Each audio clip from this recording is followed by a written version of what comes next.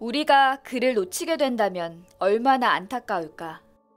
우린 그저 당신과 함께하고 싶을 뿐이다. 지금 우리는 이보다 행복할 수 없다. 누군가의 영웅이 된다는 건 어떤 기분일까요? 베트남은 요즘 이 사람 때문에 뜨겁습니다. 국민 영웅, 마법사, 기적. 최고의 수식어도 부족한 이 사람은 이번 아시안게임에서 사상 처음으로 8강 진출을 넘어 새로운 역사에 도전하는 주인공입니다. 베트남 축구 역사를 다시 쓰고 있는 한국 국적의 이방인, 바로 베트남 축구 국가대표팀 박항서 감독입니다.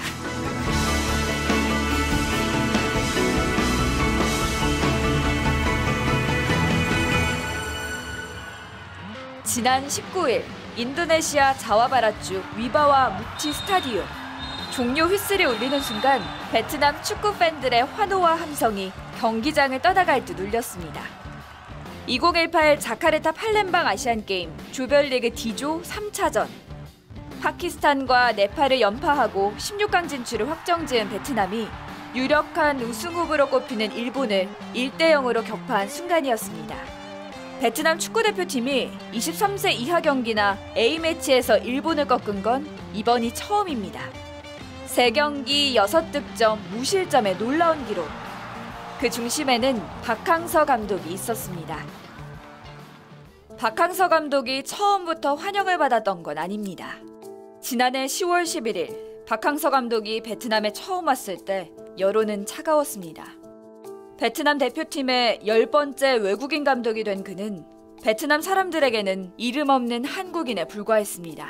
처음에는 사실 이 베트남의 축구계나 국민들은 처음에 좀 반신반의했어요.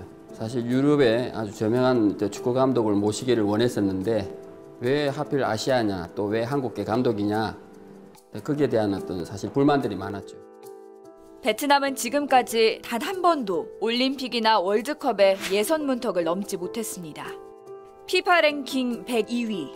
불과 2년 전까지만 해도 아시아 챔피언십 대회에서 예선 3전 3패를 기록했던 나라입니다. 박항서 감독은 이런 나라에서 보란듯 마법을 부렸습니다. 지난해 12월 베트남의 숙명의 라이벌인 태국을 국제축구대회에서 무려 10년 만에 격파했고, 지난 1월에는 23세 이하 선수들이 참가하는 아시안 챔피언십에서 압도적인 전력이라 평가받던 호주마저 제압했습니다.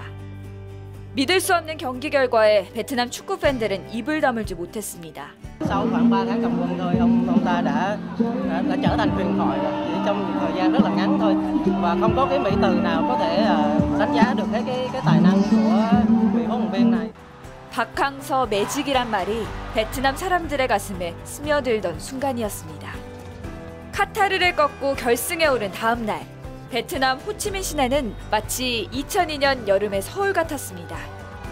베트남 축구 사상 처음으로 국제무대 결승행을 이뤄낸 박항서호는 뜨거운 환대를 받았습니다. 베트남 국가주석의 훈장과 사상 최고 포상금도 주어졌습니다. So với Lee Min Ho, so với Lee Bang, so với Kim Bom thì huấn luyện viên Park Hang-seo là ở trên hay ở dưới? Tất nhiên là ở trên. Bây giờ thì hơn hay là thích huấn luyện viên Park nhiều hơn? Huấn luyện viên Park nhiều hơn đấy. 베트남은 역사적으로 많은 외세 침략을 받고 숱한 전쟁을 치러왔지만 미국을 상대로 싸워 이긴 강인함을 가진 나라입니다.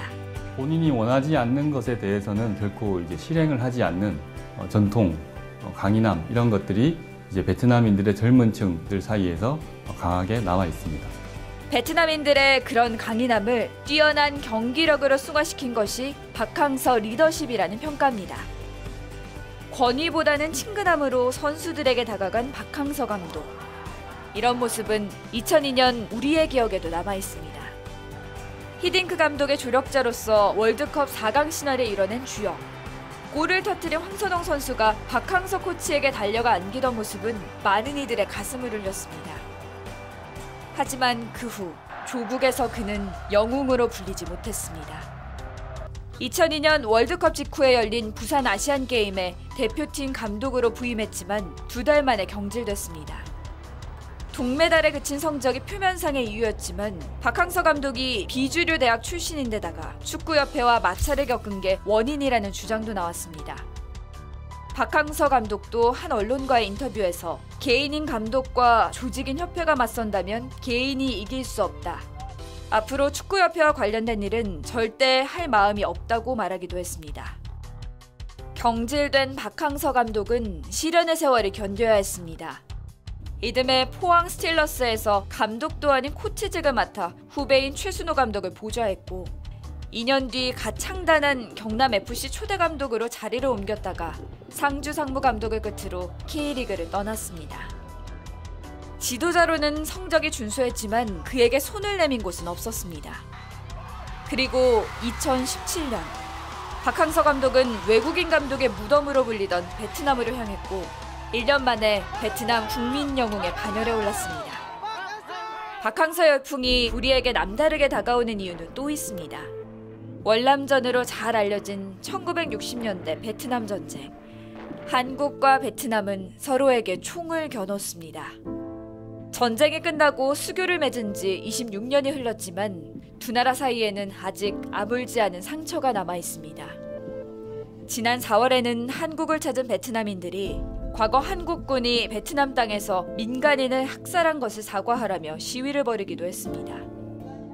문재인 대통령이 지난 3월 베트남 참전과 민간인 희생에 대해 유감을 표하기도 했죠. 모범적인 협력 관계를 발전시켜 가고 있는 가운데 우리의 마음에 남아있는 양국 간의 불행한 역사에 대해 유감의 뜻을 표하며 교민들은 한국과 베트남 사이를 막고 있던 오래된 벽이 이제야 비로소 박항서 감독에 의해 허물어지고 있다고 입을 모읍니다. 근데 우리는 한국 사람들이 한국군이 참전했기 때문에 적대 국가, 적대 군인이기 때문에 그런 선입관을 갖는데 정말 뿌듯하죠. 베트남 사람들이 우리가 전쟁을 했음에도 불구하고 우리나라 사람들을 그렇게 좋게 생각하니까 뿌듯한 거죠. 아침에 쌀국수 대신 우유를 먹게 해 쌀딩크라는 별명을 얻은 박항서 감독. 베트남 선수들은 단백질 위주로 식단을 바꾼 뒤 연장전을 연거푸 뛸 수 있게 되자 체력에 대한 자신감을 얻었다고 합니다. 박항서 감독은 말합니다. 자신이 베트남에서 한 일은 단지 편견을 깨부수고 잠들어 있던 그들의 자부심을 일깨워준 것뿐이라고 말이죠. 우리는 최선을 다했기 때문에 Vì chúng ta đã nỗ lực hết sức 보겠습니다. từ cuối đầu làm gì nữa. 돌아섰습니다.